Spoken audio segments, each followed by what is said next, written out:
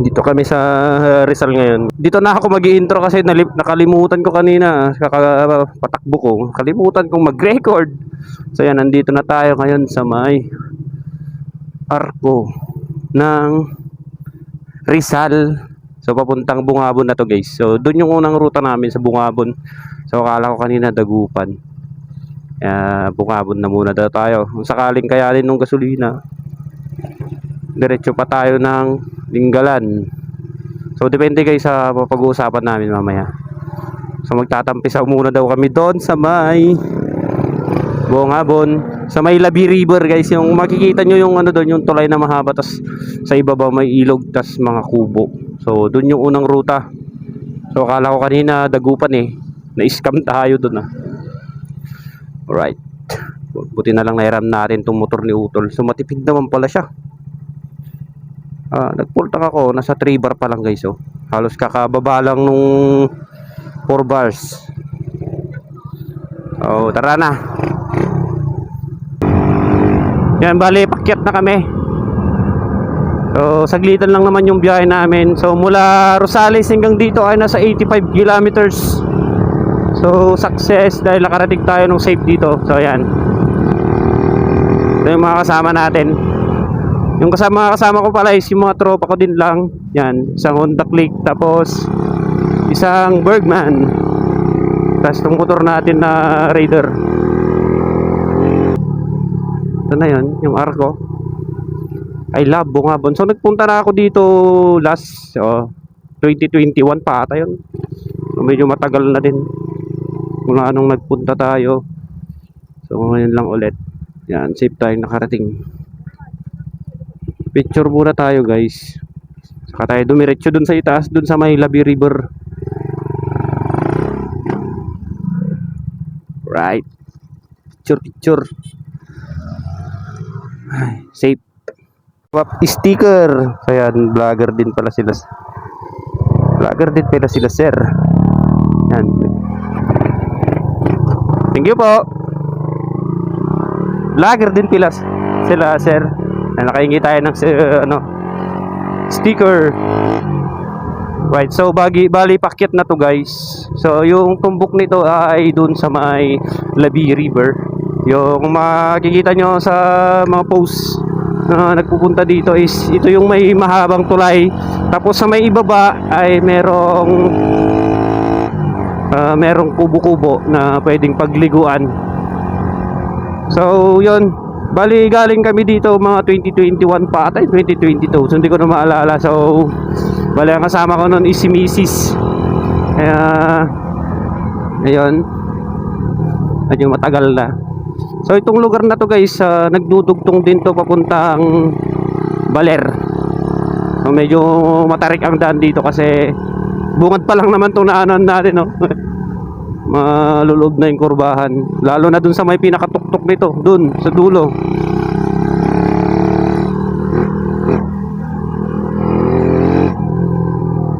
Alright, malalim ng kurba. Hindi kasi ako masyadong sanay dito sa motor ni Utol.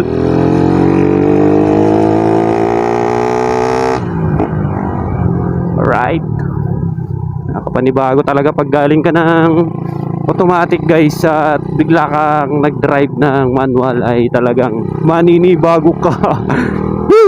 Pero napaka-enjoy lang kasi nga napakalakas ng Raider 150. Yan, medyo wag kayo masyadong magkukurba dito kasi yung mga may buha-buhangin guys, yung ano pag hindi makapit yung gulong mo, dahan-dahan lang. Welcome to Labi. Yan o, I love Labi. Na picture muna tayo doon guys bago tayo dumuloy doon sa mamaya na lang naman ton, diretso muna. Yan guys, yan matatanaw nyo dito yung mahabang tulay, tas sa ibaba merong kubo-kubo, tapos pwede maligo dun sa baba kasi may mga cottage naman dyan eh. So tingnan natin guys, yung may makainan din dyan kasi hindi pa kami nananghalian. So alas 12 pasado na. Yan, may shower oh.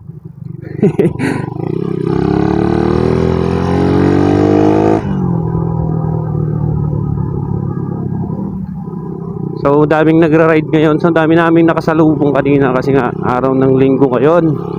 At madaming nagra-rides. Alright, and dito na tayo.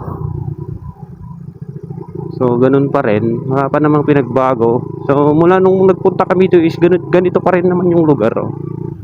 So yan lang, ginagawa lang yung daan dito, pero ganun pa rin, maganda pa rin naman dito. So nasa 2 oras guys yung biyahe namin mula Rosales to Bongabon. Pero okay naman, sulit naman yung biyahe kasi hindi naman ganun kalayuan to. Yan o, napakaganda ng lugar. Alright, sarap maligo guys. Hanap tayo ng pwesto.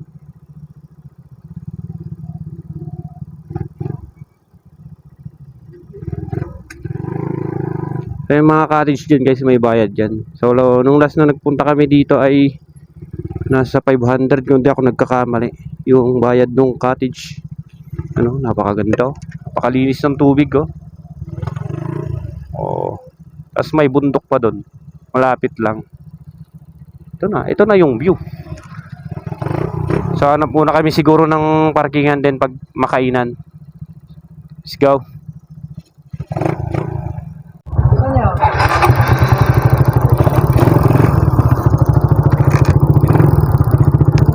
Alright, so tapos na kami kumain guys. So dito rin lang kami kumain nung nagpunta kami dito. So yan, hindi ko alam kung maliligo ba yung mga kasama kasi wala naman kaming pang-cottage guys. So ito lang naman yung sadya namin dito talaga eh. Wala kaming balak maligo kasi nga may bayad din yung cottage dyan. Sa 500 siguro yung cottage dito guys. Kasi yung last na punta namin dito, nagtanong-tanong kami, is nasa 500 ang kanilang cottage. So ito lang guys yung makikita yung view dyan, itong tulay na to, tapos yung mga kubo dyan, tapos pwedeng maligo sa ibaba. So ayun, next route tayo guys. Tuloy natin mamaya yung vlogs para hindi masyadong mahaba yung video natin dito. So nagyaya yan ng balir tong mga kasama, pero trasado ako guys kasi nga yung motor nila matitipid. Tapos yung budget guys is wala tayong gaanong budget pagdating sa baler. Alright, so tuloy na lang natin mamaya yung vlog. Let's go.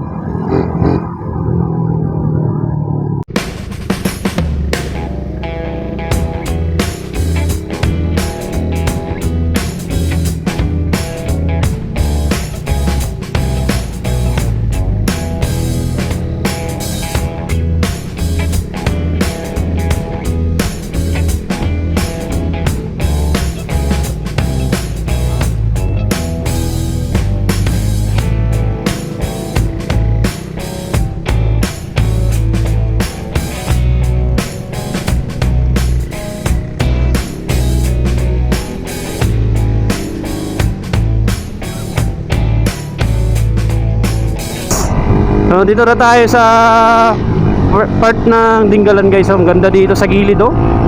Ganda.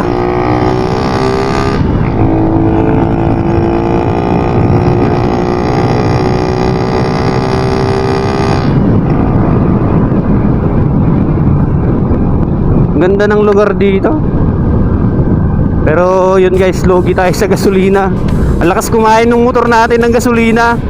Bali nakadalawang pultang na ako kanina, mula Bungabon hanggang dito. So kawawa tayo sa gasolina guys. Ito na yata yung arko ng Dinggalan. Alright, welcome to Gabaldon. Gabaldon guys. Gabaldon para to. Ganda dito. Picture muna tayo dito syempre. Daming mga riders ngayon kasi linggo ngayon eh. Daming mga nagra-ride.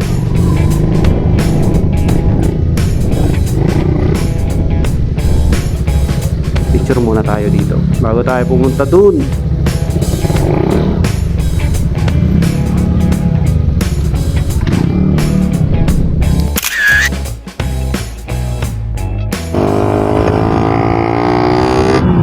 Alright guys, so ito na yung mahabang highway ng Dinggalan.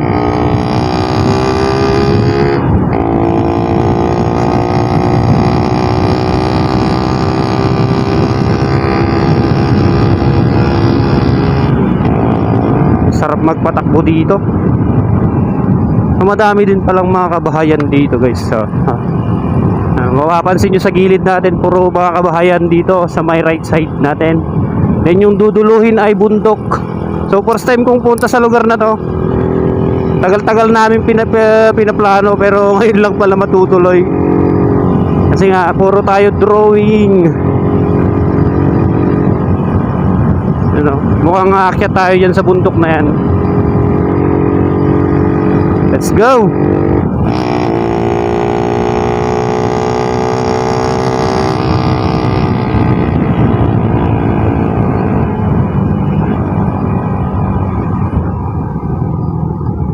Yung nagluloko yung preno natin sa likod. Masyadong kumakagat yung preno natin sa likod. So chinek ko kanina ay yung bracket dun sa may prenohan ay bumababa. Pero okay naman na. Pero pwede na siya oh. Kanina walang wala siya eh.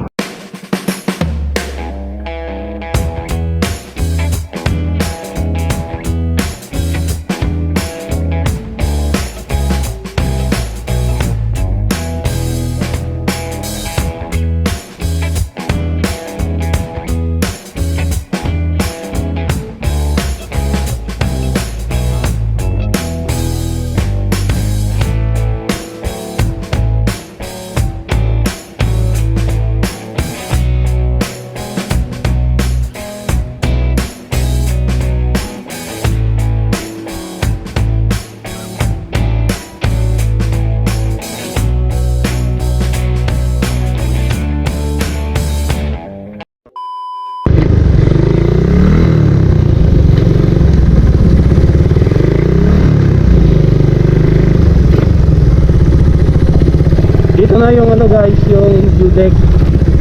So hindi ko alam kung pwedeng pumasok lang doon. Yung daan sobrang sukal. Grabe yung daan dito guys. Napasubo tayo dito. Tingnan yung daan dito. Naging trail tayo ngayon. Ako trail lang.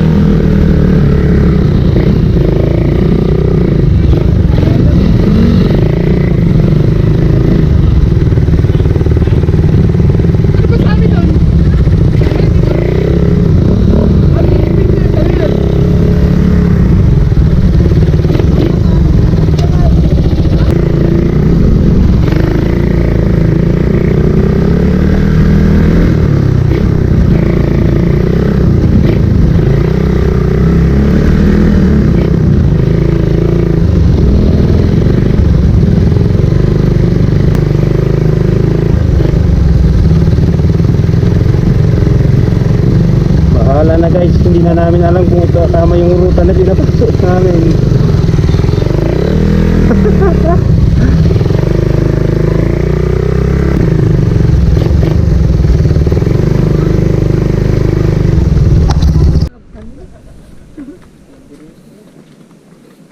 Uy, naka-vlog din. Hi! Hi, welcome to my vlog. Adventure! Hi Adventure. guys, welcome to my vlog. Adventure! Adventure sa bawal. Grabe dati nga ka. Ang sukal pala. Yeah, you see? Hmm?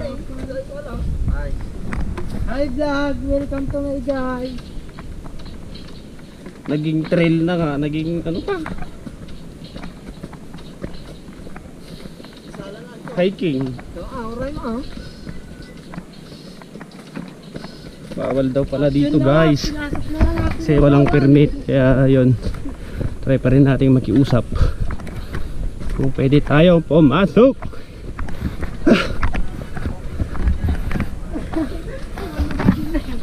Bunog. Oh, Sabi! Bunog. Kapagod.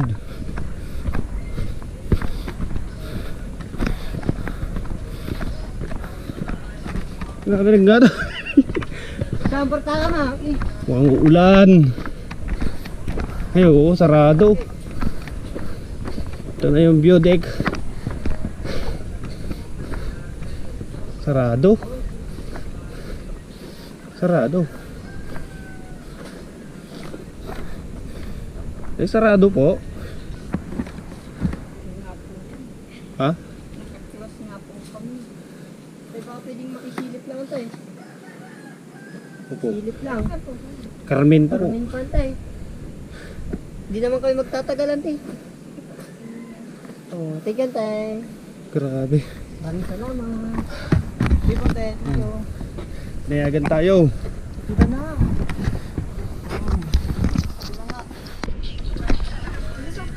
Sa Carmen po. Sa Civic View Deck.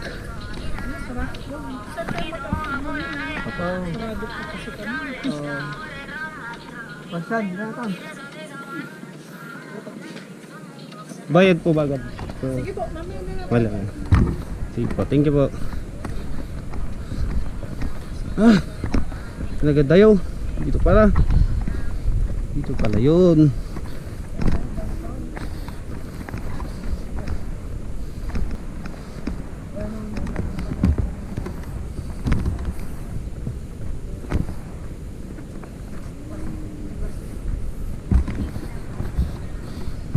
Ayan yung view ng lugar guys. Yan o. Yan yung view ng lugar guys. Grabe.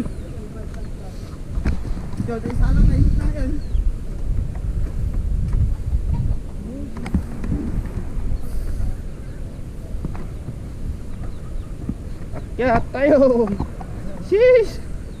Taas. Kalma. Yan yung Pacific View Deck. Sinasabi nila.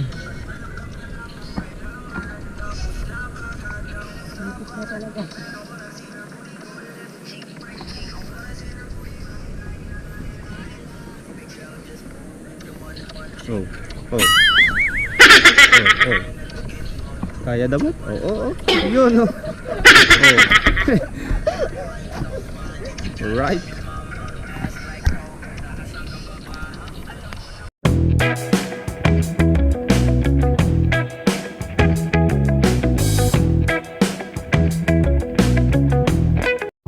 Alright, so papalabas na kami guys. So yun yung view lang sa loob, no. Nakita nyo kanina. Pero kahit nung daan, grabe oh. Lakas nung truck. Yan yung daan guys oh. Ang lalim. Walang kung kaya ng motor natin to.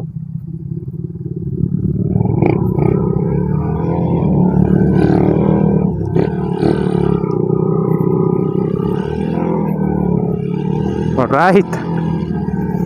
So, ayun.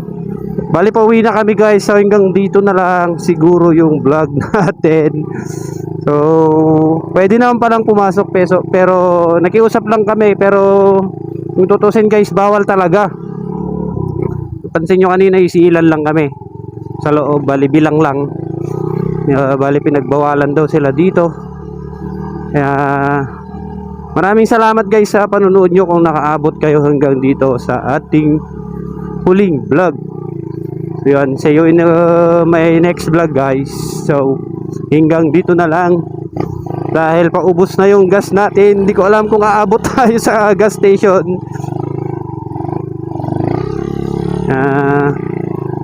Alright, dito na tayo sa may semento. Dito na lang. Let's go.